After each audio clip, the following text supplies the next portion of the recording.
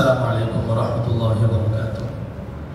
الحمد لله وكفى وسلام على عباده الذين اصطفى. أما بعد، أعوذ بالله من الشيطان الرجيم. بسم الله الرحمن الرحيم. إن الذين قالوا ربنا الله ثم استقاموا تتنزل عليهم الملائكة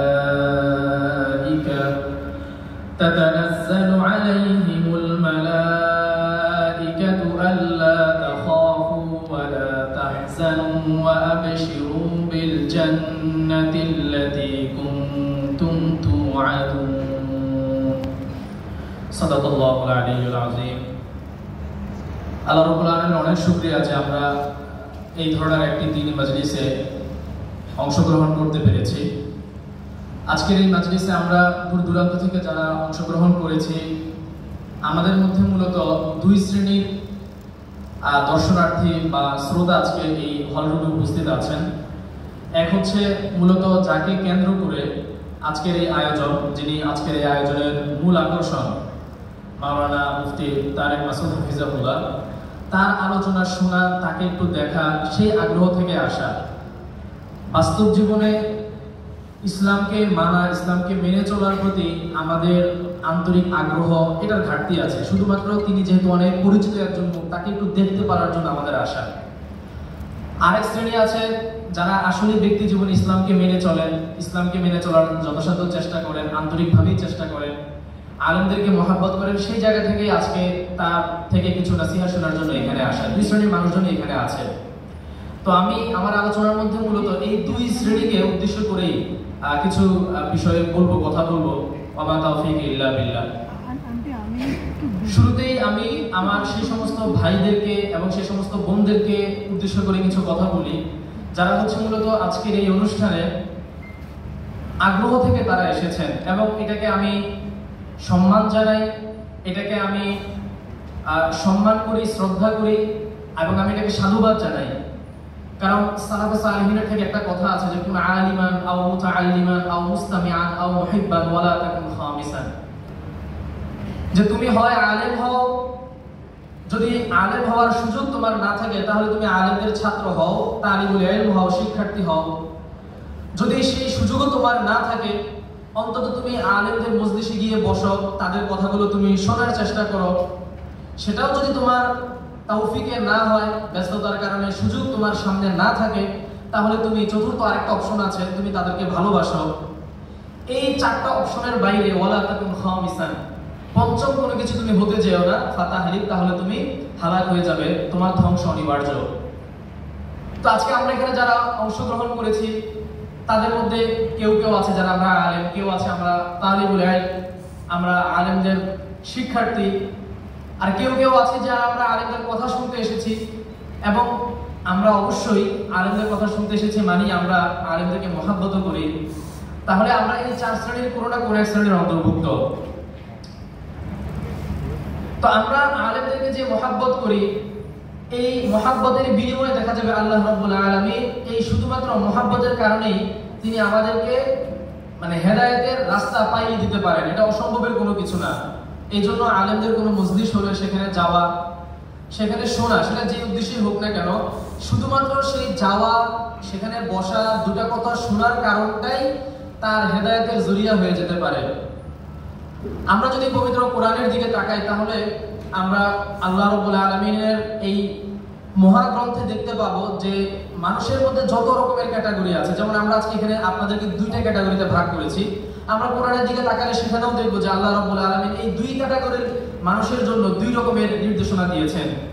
যারা এখনো আমরা পরিপূর্ণভাবে ইসলামকে পালন করা শুরু করিনি, ইসলাম পালন করার ক্ষেত্রে আমাদের আন্তরিকতার অভাব আছে।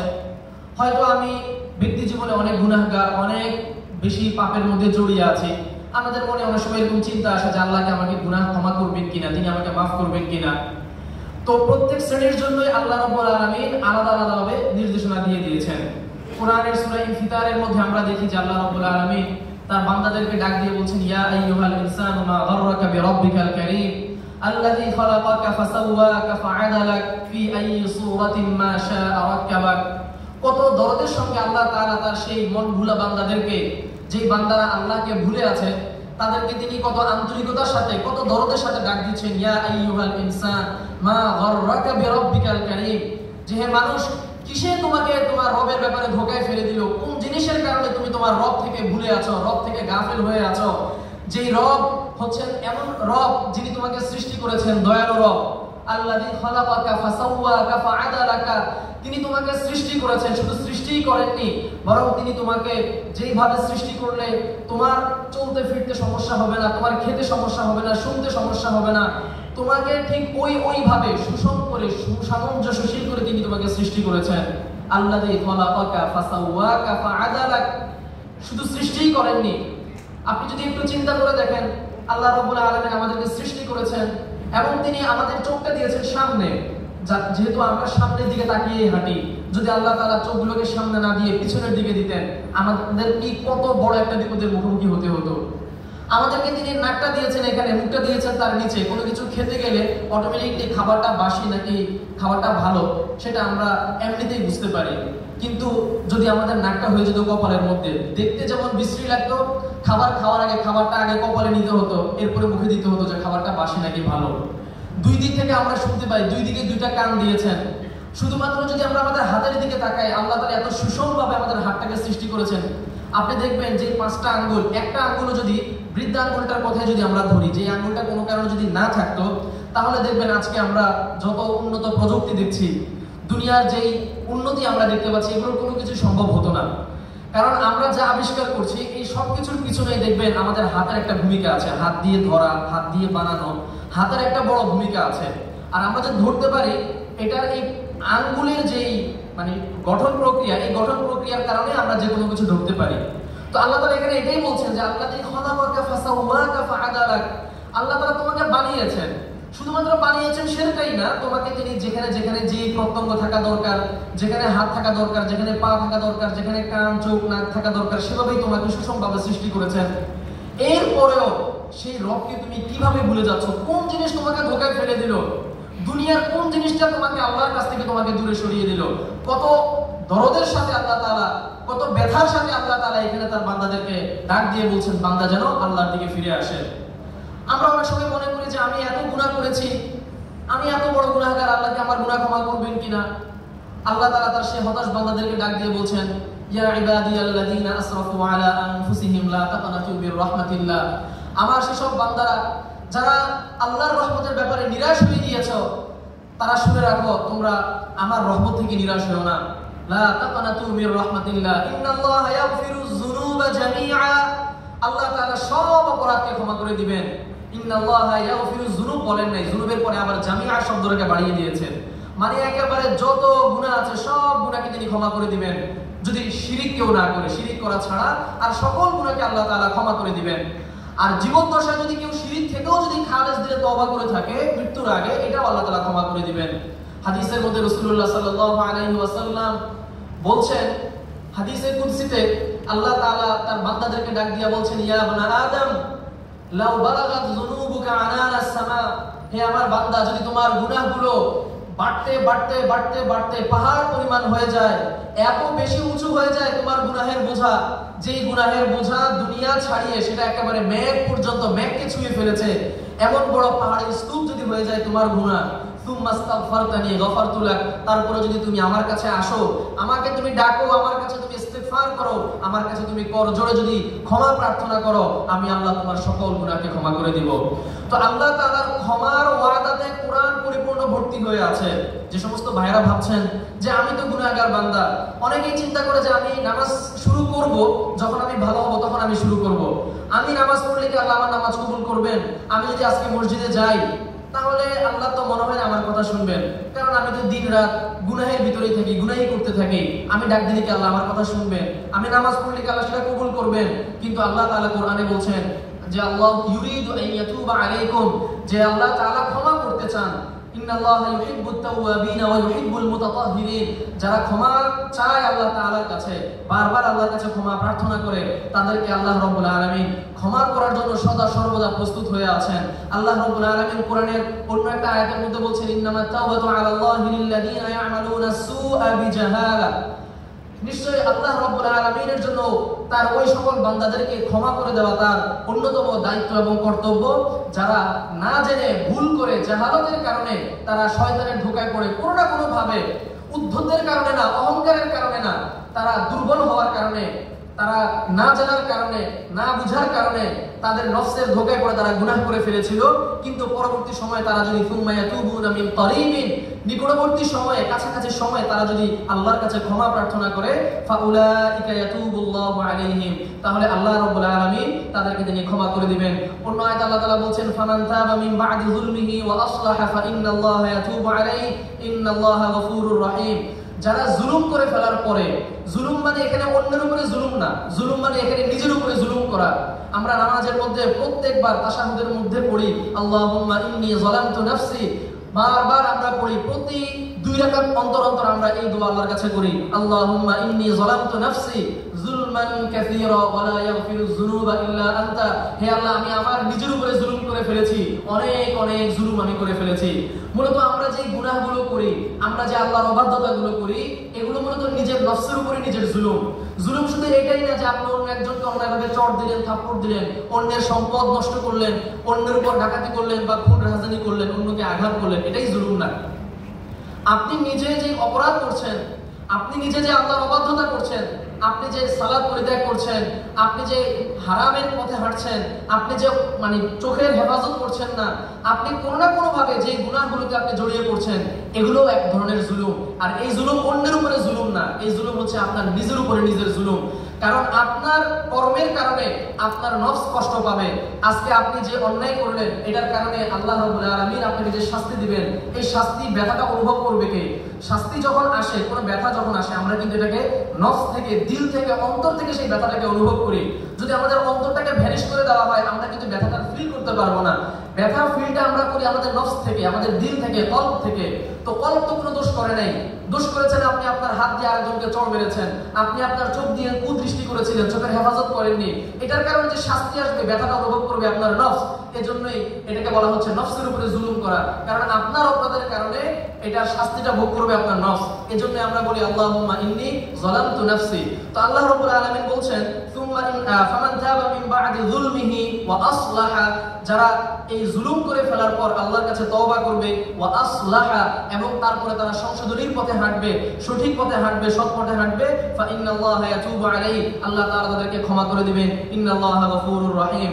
ক্ষমা সংক্রান্ত আয়াত কোরআনের মধ্যে এত পরিমাণে আছে, শুধুমাত্র ক্ষমা সংক্রান্ত আয়াতগুলোর দিকে যদি আপনি একবার তাকান, তাহলে আপনি আল্লাহর কাছে ক্ষমা চাওয়া ছাড়া, আল্লাহর কাছে ফিরে যাওয়া ছাড়া, আল্লাহর কাছে পুনরায় প্রত্যাবর্তন করা ছাড়া আপনার কোনো উপায় থাকবে না। আল্লাহ রাব্বুল আলামিন এমন এক সত্তা, যার একটা গুণবাচক নামই হচ্ছে তাওয়াব। কোরআনের অনেক জায়গায় আল্লাহ রাব্বুল আলামিন নিজেকে তাওয়াব বলে ঘোষণা করছেন। সূরা নাসরের মধ্যে বলছেন, ওয়াস্তাগফিরহু ইন্নাহু কানা তাওয়াবা, যে তুমি আল্লাহর কাছে ক্ষমা প্রার্থনা করো, তিনি হচ্ছেন তাওয়াব। তাওয়াব হচ্ছেন যিনি বারবার ক্ষমা করেন। আপনি একবার গুনাহ করে ফেলেছেন, আপনি ক্ষমা চান আল্লাহর কাছে, তিনি আপনাকে ক্ষমা করে দিবেন। আপনি আবারও একই গুনাহ করে ফেলেছেন, আপনি আবারও ক্ষমা চান, আল্লাহ আপনাকে আবারও ক্ষমা করে দিবেন। আল্লাহ তাআলার তাওয়াব নামটার বৈশিষ্ট্যই হচ্ছে যিনি আপনাকে বারবার ক্ষমা করবেন। 1000 বার অপরাধ করে যদি 1000 বার আপনি তার কাছে 2 হাত তুলে প্রার্থনা করেন, তিনি আপনার সেই দোয়াকে তিনি কবুল করে নেবেন। কারণ আল্লাহ হচ্ছেন সবচেয়ে বড় দাতা, তিনি হচ্ছেন লজ্জাশীল। সালমান ফারসি রাদিয়াল্লাহু তাআলা আনহু একটা হাদিসের মধ্যে তিনি ইরশাদ করেন যে আল্লাহ রাব্বুল আলামিন হচ্ছেন লজ্জাশীল। ইন্নাল্লাহা ইয়াস্তাহি ইযা কানা আল-'আবদু রাফা'a ইয়াদাইহি ইলা as-সামা' আন ইয়ারুদ্দাহুমা সিফরান খাইবাইন, যে আল্লাহ রাব্বুল আলামিন হচ্ছেন লজ্জাশীল, তিনি দাতা, দানশীল। তার কাছে কোনো বান্দা 2 হাত তুলে প্রার্থনা করবে আর তিনি বান্দাকে দূরে ঠেলে দিবেন, তার দোয়া তিনি কবুল করবেন না, তাকে ক্ষমা করবেন না, তার প্রার্থিত বস্তু তিনি তাকে দিবেন না, এটা আল্লাহ তাআলা লজ্জাবোধ করেন। কারণ আল্লাহ তাআলা তো কারীম। তো যিনি কারীম, যিনি মহান দাতা, তার কাছে কেউ চাইলে তিনি যদি না দেন, এটা তো তার কারীমের পরিচয় হয় না। তো আল্লাহ তাআলা তার কারীমের পরিচয় দিতে গিয়ে বান্দা যখন আন্তরিকভাবে খালেস দিলে তার কাছে 2 হাত তুলে কোনো কিছু চায়, তো তিনি তাকে সেটা দিয়ে দেন। সে যদি তওবা করে, তার তওবাকে কবুল করেন। যেটাই তার আল্লাহ তাআলার কাছে চায়, আল্লাহ তাআলা তার সেই প্রার্থনাগুলোকে তিনি কবুল করেন। ওহু আল্লাযী ইয়াকবালু তাওবাতা আন ইবাদি ওয়া ইয়াফু আনিস সাইয়্যাতি ওয়া ইয়ালামু মা তাফআলুন। কোরআনে এই কথাই তিনি বলছেন যে তিনি তার বান্দাদের থেকে তওবাকে কবুল করেন। তিনি তওবা কবুল করার জন্য সব সময় উপস্থিত থাকেন। শেষ রাতে আল্লাহ তাআলা প্রথম আকাশে নেমে এসে ডাকতে থাকেন, হাল মিন মুস্তাগফিরিন আস্তাগফির লাহু, কেউ কি আছে যে এই শেষ রাতে যখন পুরো দুনিয়া ঘুমিয়ে আছে আমার কাছে দুই হাত তুলে ক্ষমা প্রার্থনা করবে আর আমি তাকে ক্ষমা করে দিব? আছে কি এমন কোন তওবাকারী যে আমার কাছে তওবা করবে, আমি তাকে ক্ষমা করে দিব? আল্লাহ তাআলা প্রতি রাতে ডাকতে থাকেন তার বান্দাদেরকে। তাহলে যারা আমরা দ্বীনের পথে আসবো কিনা আমরা একটু দ্বিধাদ্বন্দ্বে আছি, আমরা চিন্তা করছি যে আল্লাহ তাআলা আমাকে ক্ষমা করবেন কিনা, আমরা অবশ্যই আজকের এই দিন থেকে শুধুমাত্র একটা মজলিসে আমরা আসলাম, একজন তারেক মাসুদকে আমরা শুধুমাত্র দুই চোখ দিয়ে দেখলাম, আমাদের মনটা একটু খুশি হলো, আমরা একটু বিনোদন পেলাম, এটাই যেন আমাদের উদ্দেশ্য না হয়। আজকের এই মজলিস থেকে আমরা দৃঢ়ভাবে প্রত্যয় করে নিই যে আজকের এই মজলিস থেকে, আজকের এই চেয়ার থেকে ওঠার আগে আমি আল্লাহর কাছে খালেস দিলে তওবা করে নিব যে আমি এখন থেকে আল্লাহর দিকে প্রত্যাবর্তন করলাম, আমার প্রত্যাবর্তন শুধুমাত্র হবে আল্লাহ তাআলার দিকে। আর আমি আজকের এই চেয়ারে বসে আল্লাহর কাছে এই মুহূর্তে এখনই ক্ষমা প্রার্থনা করে ফেলি যে আল্লাহ আমি অতীতে যা করেছি তো করেছি, আজকের পর থেকে আমি আর ফিরে যাব না। দ্বিতীয়ত, যারা আমরা দিন মেনে চলার জন্য চেষ্টা করি আমাদের মতো করে, আমাদের জন্য কোরআনের মধ্যে অনেকগুলো নির্দেশনা আল্লাহ রাব্বুল আলামিন দিয়ে রেখেছেন। কি দিয়ে রেখেছেন? কোরআনের এক আয়াতের মধ্যে আল্লাহ রাব্বুল আলামিন বলছেন, ইন্নাল্লাযীনা ক্বালু রাব্বুনাল্লাহু সুম্মা ইসতাকামু, নিশ্চয়ই যারা বলে যে আমি আল্লাহকে রব বলে মেনে নিয়েছি, ক্বালু রাব্বুনাল্লাহ, আমার রব হলেন আল্লাহ, এই ঘোষণা যারা দেয়, সুম্মা ইসতাকামু, তারপরে তারা এই ঘোষণার উপরে অটল থাকে। এই যে আল্লাহকে রব বলে ঘোষণা দেওয়া এবং এই ঘোষণার পরে সেই ঘোষণার উপরে অটল থাকা, এই কাজটা যারা করতে পারবে তাদের জন্য আল্লাহ তাআলা পুরস্কার হিসেবে বলছেন, তাতানাজ্জালু আলাইহিমুল মালাইকা, মৃত্যু যখন সন্নিকটে চলে আসবে ফেরেশতারা দল বেঁধে ওই ব্যক্তিকে অভ্যর্থনা জানানোর জন্য দুনিয়াতে আগমন করবে। তাতানাজ্জাল বলা হয় দলে দলে নেমে আসা। তো একজন দুজন ফেরেশতা আসবে না, বরং ফেরেশতাদের বিশাল বড় এক বহর ওই ব্যক্তিকে অভ্যর্থনা জানানোর জন্য আসবে। কারণ আজকে তার মৌত হয়ে যাবে, 2 মিনিট পরে 5 মিনিট পরে তার মৃত্যু হয়ে যাবে, 5 মিনিট পরে দুনিয়া ছেড়ে তার রূহ পরকালে যাত্রা শুরু করবে। ফেরেশতারা বিশাল বড় এক বহর নিয়ে তাকে আহলান সাহলান মারহাবান জানানোর জন্য চলে আসে। তাতানাজ্জালু আলাইহিমুল মালাইকাতু আল্লা তাখাফু ওয়া লা তাহজানু, তাকে এসে সর্বপ্রথম ফেরেশতারা বলে, লা তাখাফু, তুমি ভয় পেও না। মৃত্যুকে তো আমরা সবাই ভয় পাই, জীবদ্দশায় মৃত্যুকে ভয় পেত না এরকম মানুষ খুব কমই আছে, সবাই আমরা মৃত্যুকে ভয় পাই। এই কারণে ফেরেশতারা প্রথমে এসে তাকে সান্ত্বনার বাণী শোনাবে যে লা তাখাফু, তুমি ভয় পেও না, ওয়ালা তাহজানু, তুমি ভয় পেও না এই কারণে যে তোমার মৃত্যুতে কোনো কষ্ট হবে না। আমরা জানি মৃত্যু যন্ত্রণা অনেক কঠিন, ফেরেশতা এই কারণে সান্ত্বনা দিবে তুমি ভয় পেও না, ওয়ালা তাহজানু, তুমি দুঃখিত হয়েও না, ব্যথিত হয়েও না। কারণ মানুষ যখন মৃত্যু সজ্জায় যখন থাকে তখন তার মনটা অনেক খারাপ থাকে, কারণ সারা জীবন পরিশ্রম করে সে যে দুনিয়া কামাই করেছিল, বড় বড় বিল্ডিং করেছিল, অনেক বড় কোম্পানি দাঁড় করিয়েছিল, যা যা দুনিয়াতে তৈরি করেছিল সব কিছু ছেড়ে রিক্ত হস্তে তাকে পরকালে পাড়ি দিতে হবে। তো এই যে দুনিয়ার সব কিছু ছেড়ে, ছেলে সন্তানকে ছেড়ে, স্ত্রীকে ছেড়ে, মা বাবাকে ছেড়ে, দুনিয়ার সবকিছু ছেড়ে তাকে অজানা এক গন্তব্যের পথে যাত্রা শুরু করতে হবে, এই চিন্তা তাকে ব্যথিত করে ফেলে। তো ফেরেশতারা তাকে এই মূল দুইটা পয়েন্টে এসে সান্ত্বনা দেয়, লা তাখাফু ওয়া লা তাহজানু ওয়া আবশিরু বিল জান্নাহ। 3 নম্বরে তাকে জান্নাতের সুসংবাদ দেয় যে তুমি তো যেখানে যাচ্ছ সেই জায়গা তো দুনিয়া থেকে হাজারো গুণ উন্নত, তাহলে দুনিয়ার এই তুচ্ছ কোম্পানি, দুনিয়ার এই তুচ্ছ বাড়ি গাড়ি, দুনিয়ার এই তুচ্ছ সম্পর্ক, এগুলোর কথা চিন্তা করে তুমি কেন মন খারাপ করবে? ওয়া আবশিরু বিল জান্নাতিল্লাতী কুনতুম তুআদুন, দুনিয়াতে যেই জান্নাতের ওয়াদা তোমাকে দেওয়া হয়েছিল সেই জান্নাতের ওয়াদা আমরা নিয়ে তোমার কাছে এসেছি, এখন চলো তোমাকে আমরা জান্নাতে নিয়ে যাব। তো এখন একটু চিন্তা করি যে আল্লাহ আমাদের রব এই ঘোষণা দিয়ে এটার উপরে ইস্তেকামত থাকা, এত বড় সুসংবাদ পাওয়ার উপযুক্ত হয়ে যাচ্ছে একজন ব্যক্তি। তার মানে ক্বালু রাব্বুনাল্লাহ বলে এটার উপরে ইস্তেকামত থাকা, এটার উপরে অটল থাকা, এটা খুব সহজ কোনো বিষয় নয়। যে কাজের পুরস্কার যত বড়, যত বেশি, সেই কাজ পালন করা তত বেশি কষ্টকর। তো আল্লাহকে আমি যখন বললাম যে রাব্বুনাল্লাহ, আল্লাহ আমার রব, তারপরে আমি এটার উপরে ইস্তেকামত থাকবো, এটার উপরে আমি অটল থাকবো, অবিচল থাকবো, এর মানেই হচ্ছে যে আল্লাহকে রব বলে মানার পরে এই রব বলে মানার যে দাবিগুলো আছে সেই দাবিগুলোকেও পূরণ করা। এটাকে আমরা আরবি যেই কোরআনের যে অলংকার আছে, বালাগাতের পরিভাষায় এটাকে বলা হয় তানজিলুল আলিম মানজিলাতাল জাহিল, একটা টার্ম আছে।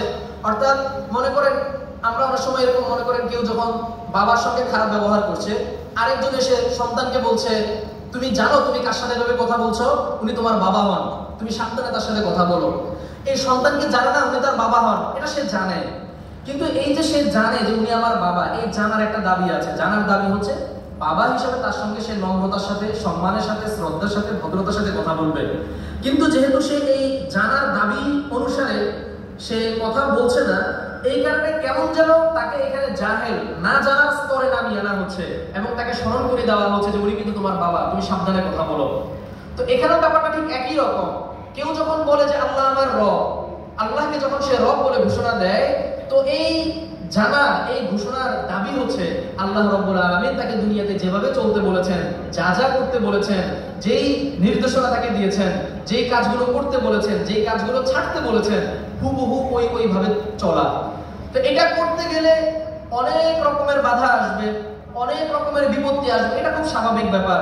আজকে যদি আপনি দাঁড়িয়ে রাখেন, তাহলে আপনার আশপাশের মানুষজন তো পরে থাকুক, নিজের পরিবারের লোকদের কাছ থেকে, নিজের বড় ভাইয়ের কাছ থেকে, নিজের মা বাবার কাছ থেকে, নিজের একেবারে নিকটাত্মীয় যারা আছে তাদের কাছ থেকে অনেক কথা শুনতে হয় যে তোমার এখন বয়স কত, এখন তুমি দাঁড়িয়ে রাখা শুরু করেছো। যদি আপনি পরিপূর্ণ পর্দা শুরু করেন, আপনার ঘরের লোকদের কাছ থেকেই আপনি নানান ধরনের কথা শুনতে থাকেন যে কি একটা মানে নিজেকে এরকম বস্তাবন্দি করে রেখেছো, এই সেই নানান ধরনের কথা আপনাকে শুনতে হয়। দিন পালন করতে গেলে আপনি যত বেশি দিন পালন করতে যাবেন, পদে পদে আপনার দিন পালন করার ক্ষেত্রে বাধা আসবে। কিন্তু এই বাধাগুলোর সামনে যদি আপনি অটল অবিচল হয়ে দাঁড়িয়ে থাকেন, এই বাধাগুলোর সামনে যদি আপনি নত না হন, এই বাধাগুলোর সামনে যদি আপনি নিজেকে মজবুত ভাবে শক্ত করে দাঁড় করিয়ে রাখতে পারেন, তাহলেই হচ্ছে আল্লাহ তাআলার ওই সুসংবাদটা আপনার জন্য প্রযোজ্য হবে, যেখানে আপনি যখন মৃত্যু সজ্জায় শায়িত হবেন, ফেরেশতারা বিশাল বড় দল নিয়ে এসে আপনাকে অভ্যর্থনা জানাবে, আপনাকে ওয়েলকাম জানাবে। তার মানে ব্যাপারটা তো সহজ না।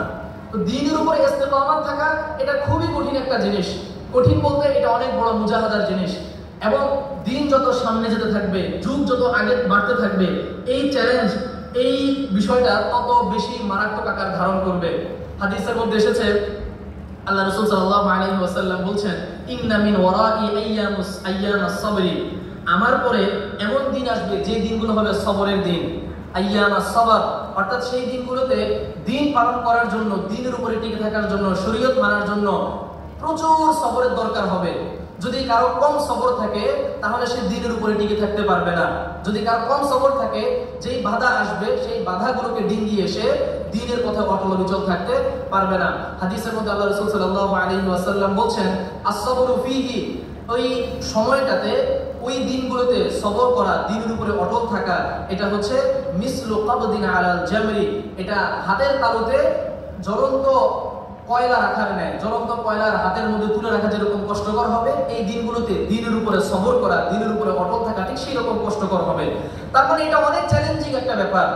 তো আজকে আপনারা যারা দিন পালন করতে গিয়ে নানান রকমের বাধার সম্মুখীন হচ্ছেন, হয়তো আপনাকে কোন একটা ট্যাগ দিয়ে দেওয়া হচ্ছে, যেটা বিগত দিনগুলোতে আমরা দেখেছি, এবং এই ট্যাগগুলো যে শুধুমাত্র রাষ্ট্রীয়ভাবে দেওয়া হয় সেরকম না, এই ট্যাগ দেওয়া হয় রাষ্ট্রীয়ভাবে, সামাজিকভাবে, ইভেন পারিবারিকভাবেও।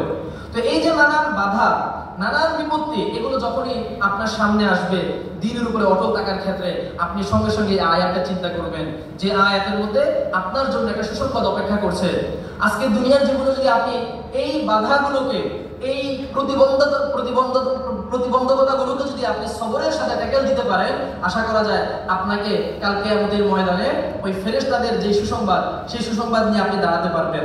তো এখানে দ্বীনের উপরে অটল থাকার জন্য আমাদের আসলে এই জামানাতে খুব বেশি কিছু করার দরকার হয় না। রাসূলুল্লাহ সাল্লাল্লাহু আলাইহি ওয়াসাল্লাম ওই একই হাদিসের মধ্যে ইরশাদ করছিলেন যে এই জামানা যেটা আইয়ামুস সবর বা সবরের জামানা, যেটা এই জামানাতে কোন একজন মুসলিম লিল আমিলি ফিহি লি 50 আজরান লি 50 রাজুলান আজরুন লি 50 রাজুলান, এই সময়কার মানুষদের জন্য একজন 50 জন মানুষের সমপরিমাণ সওয়াব পাবে। সাহাবায়ে কেরাম জিজ্ঞাসা করেন, ইয়া রাসূলুল্লাহ, মানে এটা কি আমাদের মধ্য থেকে 50 জন? রাসূল বললেন যে হ্যাঁ, তোমাদের মধ্য থেকেই 50 জন। কারণ নবীজির জামানায় যারা ছিলেন, ইসলাম যখন বিজয়ী হয়ে গিয়েছে, ইসলামে যখন সুদিন ফিরে এসেছে, তখন দিন পালন করা, শরীয়ত পালন করা যতটা সহজ ছিল, আমরা এখন যে সমাজে বসবাস করছি, আমরা এখন যেই পরিবারের সদস্য, যেই আত্মীয় স্বজনকে কেন্দ্র করে আমাদের জগৎ গড়ে উঠেছে, সেখানে দিন শরীয়তকে পরিপূর্ণভাবে মেনে চলা এতটা সহজ না। তো যার কারণে এখানে যদি আমরা অল্প একটু আমলও করি, এটার এটার মূল্যায়ন এবং এটার কদর আল্লাহ তাআলার কাছে অনেক অনেক বেশি। এটা আমাদের জন্য একটা বড় প্লাস পয়েন্ট। আমাদের জন্য যেটা কর্তব্য মূলত সেটা হচ্ছে যে আমরা যেন যে কোনো ভাবে দাঁত দিয়ে আঁকড়ে ধরে হলেও আমরা দ্বীনের পথে অটল থাকি, দিন থেকে আমরা ছিটকে পড়ে না যাই। এটার জন্য আল্লাহ তাআলার কাছে বেশি বেশি দোয়া করা, আল্লাহ তাআলার কাছে বেশি বেশি হেদায়েতের জন্য দোয়া করা, হেদায়েতের উপরে যেন আমরা অটল থাকতে পারি সেই দোয়া করা। রব্বানা লা তুযিগ কুলুবানা বা'দা ইয হাদাইতানা ওয়া হাব লানা মিন লাদুনকা রাহমা ইন্নাকা আনতাল ওয়াহ্হাব। এই দোয়া বেশি বেশি করা। ইখলাসের সাথে যদি দ্বীনের উপরে অটল থাকতে পারেন, খুব বেশি আমল করার দরকার হয় না। আপনি দ্বীনের উপরে অটল থাকলে খুব বেশি আমল করার আপনার দরকারও হবে না। হাদিসের মধ্যে রাসূল সাল্লাল্লাহু আলাইহি ওয়াসাল্লাম ইরশাদ করেছেন, আখলিস দীনাকা ইয়াকফিকাল আমালুল কালিল। যে তুমি তোমার দ্বীনকে খাঁটি করে তোলো, তাহলে তোমার অল্প আমল তোমার নাজাতের জন্য যথেষ্ট হয়ে যাবে। তো এই জন্য আল্লাহ তাআলার কাছে বেশি বেশি দোয়া করা, তারপরে ওয়াক্ত মতো সালাত আদায় করা। বিশেষ করে আজকে এখানে যারা আপনারা উপস্থিত আছেন অধিকাংশই আপনারা হচ্ছেন যে ইউনিভার্সিটিতে পড়েন অথবা পড়েছেন। তো আপনাদের জন্য আসলে যদি আপনারা অল্প কিছু জিনিস মেনে চলতে পারেন, অল্প কিছু বিষয় যদি আপনারা লক্ষ্য করতে পারেন, আশা করি আপনাদের জন্য নাজাত সুনিশ্চিত। নাজাত আমাদের জন্য, মানুষদের জন্য অনেক কঠিন। আমরা অনেক পড়েছি, অনেক জেনেছি। আমরা একটা মাদ্রাসার মধ্যে একটা সুন্দর একটা পরিবেশের ভেতরে আমরা থাকি, যেখানে চাইলেও গুনাহ করার সুযোগ থাকে না, যেখানে সব সময় কোরআন হাদিসের চর্চা হতে থাকে, যেখানে আমি চাইলেও নামাজ মিস দেওয়ার সুযোগ নাই, যেখানে একজন আলেম, একজন মাদ্রাসার ছাত্র চাইলেও তার গুনাহ করার সুযোগ নাই। কিন্তু আপনারা এমন এক পরিবেশের ভেতরে থাকেন যেটা গুনাহের সাগর। মাছ যেমন সমুদ্রের পানির মধ্যে সাঁতার কাটে, আপনারা ওরকম গুনাহের একটা জগতের মধ্যে সাঁতার কাটছেন। তো আপনাদের জন্য নাজাত পেয়ে যাওয়াটা অনেক বেশি সহজ আমাদের তুলনায়। শুধুমাত্র আপনাদেরকে কয়েকটা বিষয় লক্ষ্য রাখতে হবে। এক, সবর করা, দ্বীনের উপরে অটল থাকার ক্ষেত্রে দাঁত কামড়ে লেগে থাকা, যত বাধাই আসুক না কেন দ্বীনের অটলতার জায়গায় কোনো কম্প্রোমাইজ না করা, বেশি বেশি দোয়া করা এবং সালাতকে নিয়মিত আদায় করা, সালাত পরিত্যাগ না করা। এটা হচ্ছে খুবই, আপনি যদি নিয়মিত সালাত আদায় করেন দেখবেন আপনার দ্বীনের অন্যান্য অনেক বিষয় সংশোধন হয়ে যাবে, অন্য অনেক বিষয় ঠিক হয়ে যাবে। নজরের হেফাজত করা, এটা ছিল আরেকটা গুরুত্বপূর্ণ বিষয়। যদি আপনি নজরের হেফাজত করে চলতে পারেন তাহলে দেখবেন দ্বীনের অন্যান্য বিষয়গুলো আপনার জন্য পালন করা অনেক সহজ হয়ে যাবে। যার নামাজ মিস যায়, নামাজ পড়তে ভালো লাগে না, নামাজ পড়তে মনে চায় না, দেখবেন যে তার নজরের ক্ষেত্রে সমস্যা আছে, নজরের হেফাজত ঠিকভাবে করা যায় না। আর নামাজ যদি এরকম হয় যে নামাজ পড়তে মনে চায় না, নামাজ অনেক ভারী মনে হয়, তাহলে মনে করবেন যে আপনার মধ্যে নিফাকি আছে। কারণ এই নামাজ, এটা যারা আল্লাহর যারা নেককার বান্দা, খাশিঈন বান্দা, এটা তাদের কাছে সহজ। হ্যাঁ, ওয়া ইন্নাহা লাকাবীরাতুন ইল্লা আলাল খাশিঈন। আল্লাহ তাআলা কোরআনে বলছেন, ওয়া ইন্নাহা লাকাবীরাতুন ইল্লা আলাল খাশিঈন, যে সালাত এটা অনেক মানে কাবীরা, এটা অনেক বড়, অনেক ভারী, অনেক মারাত্মক একটা বিষয়। এ সবাই এটা বহন করতে পারে না। এটা শুধুমাত্র যারা আল্লাহ তাআলার খাশিঈন বান্দা যারা, তারাই এটা করতে পারে। এই কারণে দেখবেন আপনি যদি রাস্তা একজন লোককে আপনি যদি বলেন যে ভাই আপনি এই যে বড় বড় অনেকগুলো পাথর, এগুলোকে আপনি মাথায় করে এখান থেকে ওই 50 হাত দূরে নিয়ে যান, তো গরম, টাটকা গরমের মধ্যে দেখবেন যে সেই পাথরগুলো মাথায় করে ওখানে নিয়ে রেখে দিয়ে আসতে রাজি আছে। সে মানব সেবার নামে রাস্তায় দাঁড়িয়ে মানে পুরা শরীর ঘর্মাক্ত হয়ে সে প্রচুর পরিশ্রম করতে রাজি আছে। কিন্তু তাকে যদি বলেন যে ভাই জোহরের নামাজটা পড়তে তো মাত্র 5 মিনিট লাগবে, আপনি চলেন, মসজিদে এসিও আছে, এসির বাতাসে খেলেন, নামাজটা আপনার পড়া হয়ে যাবে, দেখবে সে যাবে না। কেন? কারণ এটা না যে তার সময় নাই, কারণ এটা না যে তার মানে কাপড় ঠিক নাই, কারণ এটা না, বরং কারণ হচ্ছে মূলত তার দিলের মধ্যে নামাজ এত ভার হয়ে আছে, এই ভার উঠানোর মতো মানসিক শক্তিটা তার নাই। ওয়া ইন্নাহা লাকাবীরাতুন, এটাকে আল্লাহ তাআলা কোরআনে বলছেন, ওয়া ইন্নাহা লাকাবীরাতুন, আই ওয়া ইন্নাহা লাকাবীরাতুন আলা কুলুবিহিম, এটা তাদের অন্তরের মধ্যে এত বড় ভারী বোঝা হয়ে থাকে যে এটাকে তারা চাইলেও তুলতে পারে না। ইল্লা আলাল খাশিঈন, তবে যারা আল্লাহ তাআলার খাশিঈন বান্দা তারা হচ্ছে ব্যতিক্রম। এই কারণে যদি দেখেন নামাজ আপনার জন্য অনেক কষ্টকর মনে হয়, কঠিন মনে হয়, নামাজে যেতে মনে চায় না, তাহলে বুঝবেন যে আপনার অন্তরের মধ্যে নিফাকি আছে, এটাকে সংশোধন করতে হবে। তো সালাতকে যদি আপনি সংশোধন করেন, 5 ওয়াক্ত সালাত আদায় করেন, তাহলে দেখবেন দ্বীনের অধিকাংশ বিষয় পালন করা আপনার জন্য সহজ হয়ে যাবে। আর যদি আপনি হালাল উপার্জন, 1 নম্বরে বললাম দোয়ার কথা, 2 নম্বরে বললাম সালাতের কথা, 3 নম্বরে নজরের হেফাজত, 4 নম্বরে হচ্ছে হালাল উপার্জন করা। হালাল উপার্জন যদি আপনি করেন তাহলে সর্বশেষ আরেকটা ধাপ বাকি থাকবে, সেটা হচ্ছে বান্দার হক নষ্ট না করা। এখানে মোট 5টা বিষয়ের কথা বলা হলো। এই 5টা বিষয় যদি আপনারা মেনে চলতে পারেন, আপনাদের জন্য পরকালে নাজাত পাওয়াটা অনেক বেশি সহজ হয়ে যাবে। বান্দার হক বলতে এটা না যে আপনি আরেকজনের টাকা মেরে দিবেন না, বান্দার হক দুই রকমের আছে। একটা তো হচ্ছে বান্দাকে আর্থিকভাবে, তাকে শারীরিকভাবে ক্ষতিগ্রস্ত করা। পাশাপাশি হচ্ছে বান্দার হকের মধ্যে আমরা শুধু মনে করি যে একজন মানুষকে আমি ধরেন তার উপরে আমি কোনো জুলুম করলাম না, অথবা তার উপরে আমি কোনো ধরনের নিপীড়ন চালালাম না, অথবা তার টাকা আমি মেরে দিলাম না, এর মাধ্যমে বান্দার হক আদায় হয়ে গেল না। বান্দার হকের কনসেপ্টটা ইসলাম আমাদেরকে আরেকটু ব্যাপক করে দিয়েছে। একজন মুসলিমের ইজ্জত আবরুর হেফাজত করা, নিজের আখলাক চরিত্র ঠিক রাখার মাধ্যমে যে বিষয়গুলোকে পালন করা সম্ভব হয়, এটাও হচ্ছে বান্দার হকের অন্তর্ভুক্ত। এবং আজকের এই মজলিসের শুরুতেই যে আয়াতটা তেলাওয়াত করা হয়েছিল, যেখানে একটা অংশ ছিল যে ওয়ালা তামুতুন্না ইল্লা ওয়া আনতুম মুসলিমুন, তোমরা পরিপূর্ণ মুসলিম না হয়ে মৃত্যুবরণ করো না। তো এখানে পরিপূর্ণ মুসলিম হওয়ার মানে কি? পরিপূর্ণ মুসলিম হওয়ার মানে হচ্ছে আমরা পুরো শরীয়তকে, যদি শরীয়তের যত হুকুম আহকাম আছে এই সব মানে হুকুম আহকামকে যদি আমরা সামনে রাখি, দেখবো যে 5টা ক্যাটাগরিতে বিভক্ত। কি কি? একটা হচ্ছে আকীদা, দ্বিতীয়ত হচ্ছে ইবাদত, যার মধ্যে নামাজ, রোজা, হজ, যাকাত অন্তর্ভুক্ত আছে। তৃতীয়ত হচ্ছে মুআমালাত, আপনি কিভাবে লেনদেন করবেন, আপনার আয় উপার্জন হালাল হওয়া, হারাম থেকে বেঁচে থাকা। মুআশারাত, আপনি মানুষের সঙ্গে আবার সামাজিকতা ক্ষেত্রে কি কি আচার ব্যবহার লক্ষ্য করবেন, এবং আখলাক, নিজের চরিত্রের হেফাজত, নিজের চরিত্রকে উন্নত করা। তো আমরা ধার্মিকতা বলতে, দিনদারিতা বলতে শুধুমাত্র প্রথমটাকে গুরুত্ব দিই, 2 নাম্বারটাকে গুরুত্ব দিই, 3 নাম্বারটাকেও কিছু কিছু দেই, 4 নাম্বার আর 5 নাম্বারটাকে আমরা মোটেই দেই না। অথচ হাদিসের মধ্যে আল্লাহ রাসূল সাল্লাল্লাহু আলাইহি ওয়াসাল্লাম ইরশাদ করেছেন, আকসারু মা ইউদখিলুল জান্নাতা তাকওয়াল্লাহ ওয়া হুসনুল খুলুক, যে যেই জিনিসগুলো মানুষকে সবচেয়ে বেশি জান্নাতে নিয়ে যাবে সেটা কি কি? 1 নম্বরে হচ্ছে তাকওয়া, 2 নম্বরে হচ্ছে উত্তম আচরণ, উত্তম ব্যবহার। আকসারু মা ইউদখিলুল জান্নাতা তাকওয়াল্লাহ ওয়া হুসনুল খুলুক। তো এটা বলেন না যে নামাজ জান্নাতে নিয়ে যাবে। নামাজ তো অবশ্যই লাগবে, নামাজ অবশ্যই লাগবে, নামাজ ছাড়া তো আপনি এক পাও সামনে আগাতে পারবেন না। কিন্তু শুধুমাত্র নামাজই আপনার জান্নাতকে সুনিশ্চিত করবে না, এখানে আপনার অন্যান্য বিষয়গুলো লাগবে। যে হাদিসের আলোকে আমরা দেখছি যে এখানে আল্লাহ রাসূল সাল্লাল্লাহু আলাইহি ওয়াসাল্লাম তাকওয়ার কথা বলছেন এবং হচ্ছে উত্তম আচরণের কথা বলছেন। আবার অন্য আরেকটা হাদিসের মধ্যে নবীজি সাল্লাল্লাহু আলাইহি ওয়াসাল্লাম ইরশাদ করেছেন যে আকমালুল মুমিনিনা ঈমানান আহসানুহুম খুলুকা, যে ওই ব্যক্তি হচ্ছে সবচেয়ে বড় ঈমানদার, ঈমানের দিক থেকে সবচেয়ে কামিল ঈমানের অধিকারী, পরিপূর্ণ ঈমানের অধিকারী হচ্ছে ওই ব্যক্তি আহসানুহুম খুলুকা, যার আচার ব্যবহার এটা সবচেয়ে ভালো, সবচেয়ে সুন্দর। তাহলে দেখেন, এটা বলেন নাই যে তোমাদের মধ্যে সবচেয়ে ঈমানদার ব্যক্তি, পাক্কা মুসলমান ওই ব্যক্তি যে হচ্ছে অনেক বেশি নামাজ পড়ে। এটাও বলেন নাই তোমাদের মধ্যে সবচেয়ে বড় ঈমানদার, কামিল ঈমানদার ওই ব্যক্তি যে সারাদিন রোজা রাখে, যে সারা রাত তাহাজ্জুদ পড়ে, অনেক বেশি দান সদকা করে, প্রতি বছর উমরা করে, প্রতি বছর হজ করে, প্রতি বছর শত শত মানুষকে যাকাত দান করে। না, কি বলছেন? আকমালুল মুমিনিনা ঈমানান আহসানুহুম খুলুকা। কারণ আপনার যদি বেসিক জিনিসগুলো ঠিক থাকে, সালাত ঠিক থাকে, আপনার যদি প্রতি বছর আপনি যাকাত ফরজ হয়ে থাকলে যাকাত দিয়ে থাকেন, প্রতি বছর রমজান মাসের সিয়ামগুলোকে আপনি আদায় করে থাকেন, ফরজ ইবাদতের বাইরে যদি আপনার আখলাক ভালো হয়, মানুষের সঙ্গে আপনার আচার ব্যবহার সুন্দর হয়, মানুষের সঙ্গে কথা বলতে গিয়ে মানুষকে আপনি আঘাত না করেন, তাহলে আপনিই হবেন সবচেয়ে বড় মুত্তাকি।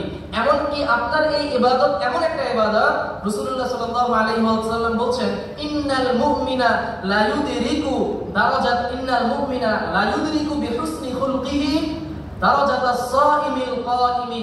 একজন মুমিন ব্যক্তি সে শুধুমাত্র তার সুন্দর আখলাকের মাধ্যমে, সুন্দর আচার ব্যবহারের মাধ্যমে একজন তাহাজ্জুদগুজার ব্যক্তি, একজন রোজাদার ব্যক্তি যে ধরনের মর্যাদা লাভ করে, তার স্তরে, তার দরাজায়, তার ধাপে সে উন্নীত হতে পারে। ইন্নাল মুমিনা লা ইউদরিকু দারাজাতাস সাইমি ওয়াল কাইমি বিহুসনি খুলুকিহি। তাহলে এই যে আমরা যারা আমরা প্র্যাকটিসিং মুসলিম বলে নিজেদেরকে মনে করি, দাবি করি, আমরা সালাতের ব্যাপারে হয়তো সিরিয়াস, আমরা হয়তো সিয়ামের ব্যাপারে সিরিয়াস, আমরা হয়তো যাকাতের ব্যাপারে সিরিয়াস, কিন্তু আমার আরেকজন মুসলিম ভাইয়ের সঙ্গে আমার কিভাবে আচার ব্যবহার করতে হবে, আরেকজনের সঙ্গে সুন্দর ব্যবহার করা, আমার যে প্রতিবেশী, আমার বাসার পাশে যার বাসা, আমার ফ্ল্যাটের পাশে যার ফ্ল্যাট, আমার যে ক্লাসমেট যার সাথে আমি একসঙ্গে ক্লাস করি, অথবা আমি যে একই স্কুলের সতীর্থ আমার যারা, তাদের সঙ্গেও যে আমাকে সুন্দর ব্যবহার করতে হবে, কোনো কথা বললে তাকে আমার নম্রভাবে বলতে হবে, কোনো সমস্যা হলে তার সঙ্গে সেটাকে সুন্দরভাবে মিলমিট করতে হবে, ঝামেলা এড়িয়ে চলতে হবে, আরেকজনকে আঘাত করা যাবে না, মনে কষ্ট দেওয়া যাবে না। এই ব্যাপারগুলো কত যে গুরুত্ব ইসলামের মধ্যে আছে, এই দিকগুলো একেবারে অবহেলিত হয়ে আছে আমাদের জীবনে। তো যদি আমরা মনে করি যে শুধুমাত্র আমরা সালাত আদায় করার দ্বারা এবং এই বাহ্যিক ইবাদতগুলো পালন করার দ্বারা কামেল মুমিন হয়ে গিয়েছি, তাহলে এটা আমাদের ভুল ধারণা। আমরা তাহলে কামেল মুমিন হতে পারি নাই।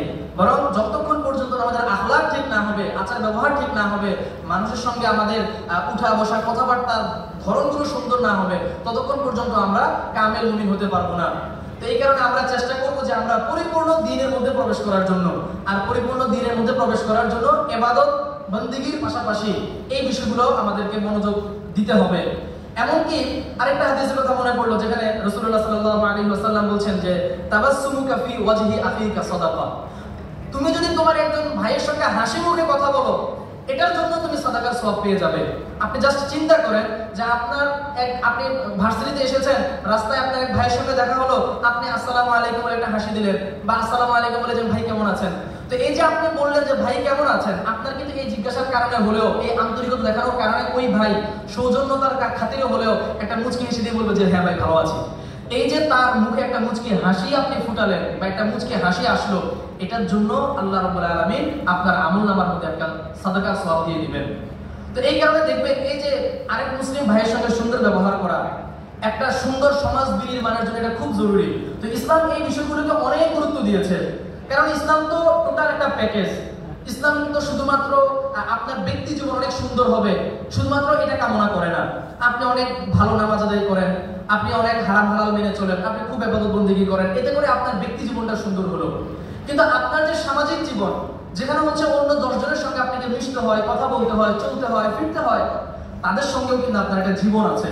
সেই জীবনটা যদি সুন্দর হয় তাহলে আপনার সমাজ জীবনটা সুন্দর হবে। তো ইসলামের নির্দেশনাটা শুধু ব্যক্তি জীবনের জন্য না, ইসলামের নির্দেশনা এবং ইসলামের যেই ব্যাপ্তি সেটা ব্যক্তি জীবনের বাইরে গিয়ে সমাজ জীবনকেও পরিব্যাপ্ত করে রাখে। এই কারণে ইসলামের এই নির্দেশনাগুলো মূলত হচ্ছে আপনার ব্যক্তি জীবনের বাইরে আমাদের যে সামষ্টিক জীবন আছে, যেখানে আমরা অনেকজন মিলে একটা কমিউনিটি, এরকম অনেকগুলো কমিউনিটি মিলে আমরা একটা রাষ্ট্র হই। এই সমাজ, কমিউনিটি, রাষ্ট্র, আমাদের সমাজ এটাও যেন সুন্দর সুশৃঙ্খল থাকে, ভাই ভাই মহাব্বত থাকে, এটার জন্য ইসলাম আমাদেরকে এই নির্দেশনাগুলো দিয়েছে। তো আমরা সবাই চেষ্টা করব কামেল ইমানদার হওয়ার জন্য এবং দ্বীনের উপরে অটল থাকার জন্য। এবং যখনই আমাদের উপরে কোনো ঝড় আসবে, যখনই আমাদের দ্বীন পালন করার ক্ষেত্রে কোনো ধরনের বাধার সম্মুখীন আমরা হব, সঙ্গে সঙ্গে আমরা ওই সুসংবাদের কথা চিন্তা করব, যেখানে আমাদের জন্য অপেক্ষা করছে মৃত্যুর সময়ে সেই ফেরেশতাদের অভ্যর্থনা, যেখানে আমাদের জন্য অপেক্ষা করছে আল্লাহ রাব্বুল আলামিনের পক্ষ থেকে জান্নাতের সুসংবাদ, যেখানে আমাদের জন্য অপেক্ষা করছে পরকালের বিশাল বড় নিয়ামত, যেখানে আল্লাহ রাব্বুল আলামিন বলে দিচ্ছেন ফিহা মা তাশতাহি আনফুসুকুম ওয়া লাকুম ফিহা মা তাদউন নুজুলাম মিন গফুরির রহিম। সেখানে আমাদের জন্য থাকবে আমরা যা চাবো তা, আমরা যা দাবি করব তা, এবং এটা থাকবে নুজুলাম মিন গফুরির রহিম, দয়াময় ক্ষমাশীল রবের পক্ষ থেকে মেহমানদারি, দয়াময় রবের পক্ষ থেকে আপ্যায়ন। তো আমরা কি সবাই আল্লাহর আপ্যায়ন, আল্লাহর মেহমানদারি গ্রহণ করতে রাজি আছি না ইনশাআল্লাহ? আল্লাহ রাব্বুল আলামিন আমাদের সবাইকে কবুল করে নিন, বলি আমিন। এবং আজকের এই মজলিস থেকে আমরা সবাই পাক্কা নিয়ত করে নিব, যারা আমরা আগে তওবা করে নেই তওবা করে নিব, আজকে থেকে আমি এক নতুন জীবন শুরু করব। যারা আমরা অলরেডি তওবার উপরেই আছি তারা আমরা হিম্মত করে নিব যে আমি দ্বীনের উপরে অটল থাকবো, যত বাধাই আসুক আমি দ্বীন থেকে বিচ্যুত হব না। রব্বানা লা তুযিগ কুলুবানা বা'দা ইয হাদাইতানা ওয়া হাব লানা মিন লাদুনকা রাহমা ইন্নাকা আনতাল ওয়াহ্হাব। সুবহানাল্লাহি ওয়া বিহামদিহি সুবহানাল্লাহিল আযীম। আশহাদু আল লা ইলাহা ইল্লা আনতা আস্তাগফিরুকা ওয়া আতুবু ইলাইক। আসসালামু আলাইকুম ওয়া রাহমাতুল্লাহি ওয়া বারাকাতুহু।